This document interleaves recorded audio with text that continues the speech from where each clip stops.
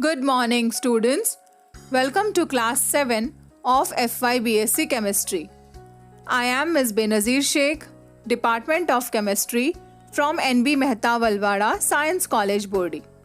Students, in our last lecture, we have started with the topic of atomic structure. In that, we have discussed the structure of atom, followed by historical perspectives of atomic structure, the fundamental subatomic particles, various atomic models, Thomson's atomic model, Rutherford's alpha particle scattering experiment along with its drawbacks, and Bohr's theory along with its limitations. So students, in our today's lecture, we are going to discuss about structure of hydrogen atom, hydrogenic atoms, atomic spectrum of hydrogen atom, simple principles of quantum mechanics, de Broglie's concept of dual character of matter, Heisenberg's uncertainty principle, Schrödinger wave equation, followed by shells, subshells, and orbitals. So let's get started. Structure of hydrogen atom. Hydrogen is the first and most simple element. Its atomic number is 1 and consists of a nucleus containing 1 proton, and therefore it has 1 positive charge, which is balanced by 1 negatively charged orbital electron. It has no neutron. Next is hydrogenic atoms. The atoms which have only 1 electron are called hydrogenic atoms. Such atoms are free from complicating effects of electron-electron repulsions. Hydrogenic atoms include ions such as He+, C5+, and hydrogen atom itself. Now, for example, here carbon atomic number is 6. On losing 5 electrons, it gains 5 positive charge, that is C5+, and it has only 1 electron left. That is, we can call C5+ as hydrogenic atom. Now, we will study about spectrum of hydrogen atom. But before that, let us try and understand what is emission spectrum. So students, when a substance is irradiated with electromagnetic radiation, it absorbs energy. Atoms, molecules, or ions which have absorbed radiation are said to be excited. Heating can also result in an excited state. The excited species emits the absorbed energy in the form of radiation. This process is called emission of radiation, and the recorded spectrum of this emitted radiation is called emission spectrum.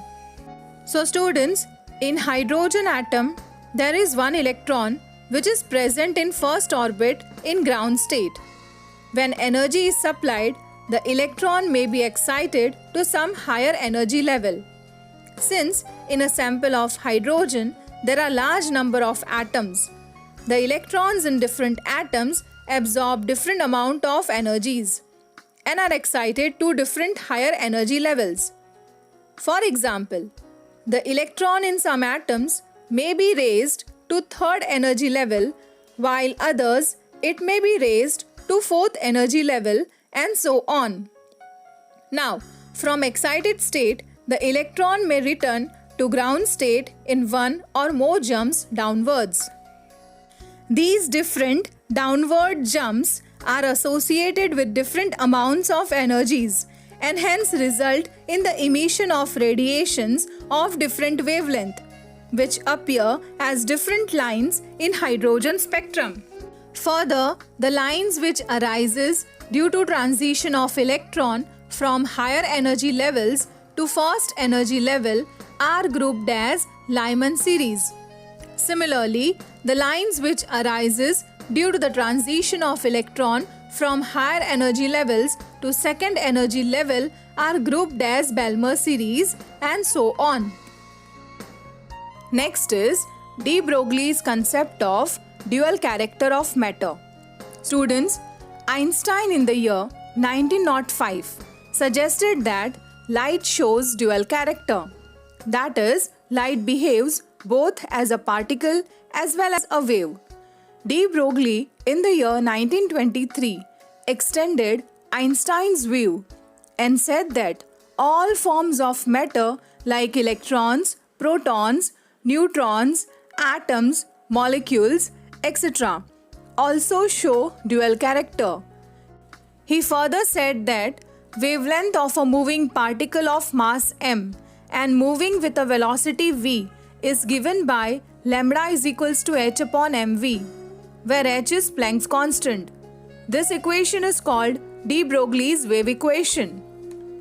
Further, the quantity mv gives the momentum of the particles, which is represented as lambda is equals to h upon p, where p represents the momentum of the particle.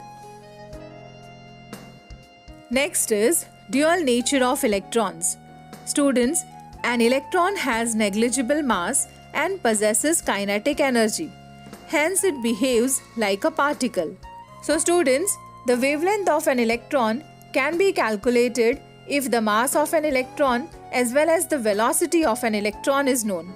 For example, the mass of an electron is 9.108 into 10 raised to minus 28 gram, and it has velocity of 2.99 into 10 raised to 10 centimeter per second.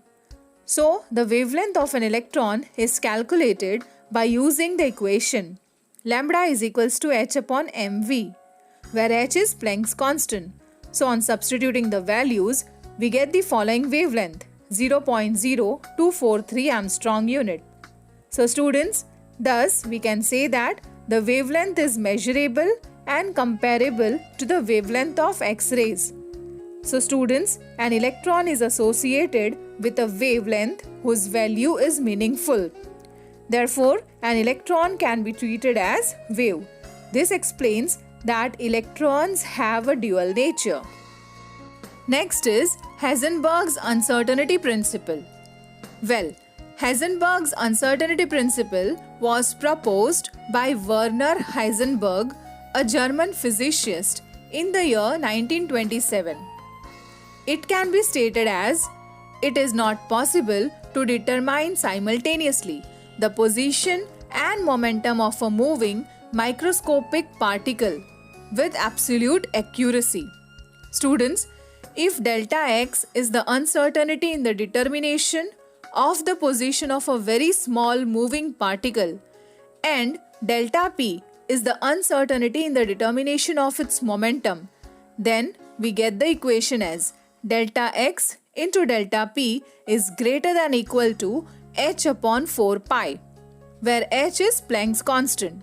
So, students, the above equation can also be stated as delta x into delta v is greater than equal to h upon 4 pi m, because delta p is equals to m delta v, where delta v is the uncertainty in the determination of velocity and m is the mass of the particle. So, we can say that the minimum uncertainty in the simultaneous determination of position and velocity is h upon 4 pi m. Students, if the mass of the particle is smaller, the uncertainty will be greater. If delta x is very small, that is, the position of a particle is known more or less exactly, delta v would be large. That is, uncertainty in the determination of velocity would be large. If an attempt is made to measure the velocity of particle accurately, then the uncertainty with respect to the position would be large. And students, therefore, simultaneous determination of position and momentum of a moving microscopic particle like electron that has a very small mass is not possible with absolute accuracy. Next is Schrödinger wave equation. So, students, Schrödinger wave equation is given by Erwin Schrödinger. It is based on dual nature of electron. An electron is a three-dimensional wave in the electric field of a positively charged nucleus. the probability of finding an electron at any point around the nucleus is given by the Schrödinger wave equation, which is represented as follows. That is, d square psi by dx square plus d square psi by dy square plus d square psi by dz square plus 8 pi square m by h square E minus v of psi is equals to 0. Next is hydrogenic energy levels, which includes shells, subshells and orbitals. Well, we know that the electrons revolve around the nucleus in various stationary energy levels called as orbits. These energy levels are called principal energy levels or shells. Students, each shell has a different energy level. The first shell, nearest to the nucleus, is known as the K shell, followed by L, M, N, and so on. The energy of the shell increases with increase in the distance of the shell from the nucleus. The energies of the electrons of the shells increases from K shell onwards.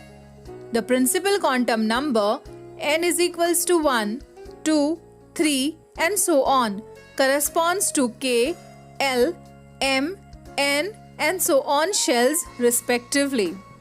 Each shell contains 2n square electrons, where n is the principal quantum number. Thus, K shell accommodates maximum of 2 electrons. L shell accommodates 8 electrons.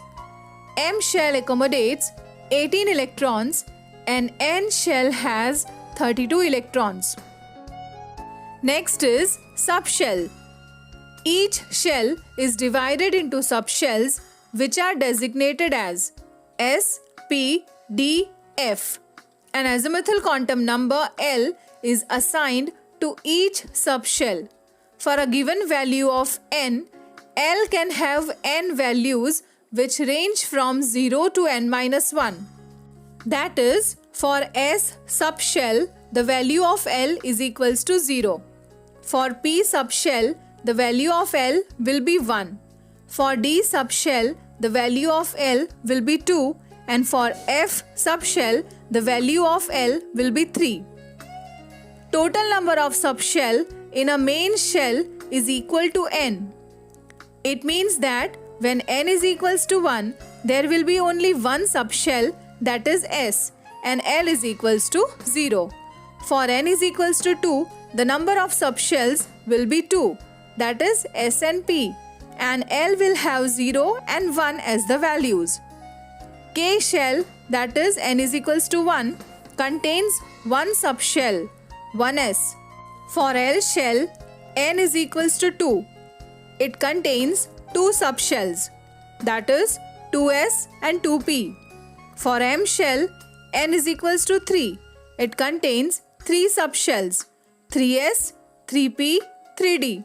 And for N shell, n is equals to 4, contains four subshells, 4s, 4p, 4d and 4f. So remember students, the maximum number of electrons in subshell is calculated by using the formula 2 in bracket 2L plus 1. Thus, for S subshell, L is equals to 0, it has 2 electrons. For P subshell, L is equals to 1, it has 6 electrons.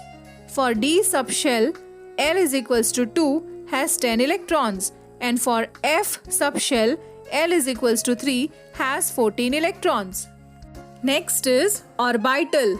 Students, the three-dimensional region in the space around the nucleus in which the probability of finding electron is maximum is called an orbital. Students, now let us see the difference between an orbit and an orbital. Well, orbit is a definite circular path at a definite distance from the nucleus in which the electrons revolve around the nucleus. These are numbered as 1, 2, 3, etc. from the nucleus and are designated by the letters K, L, M, N, etc.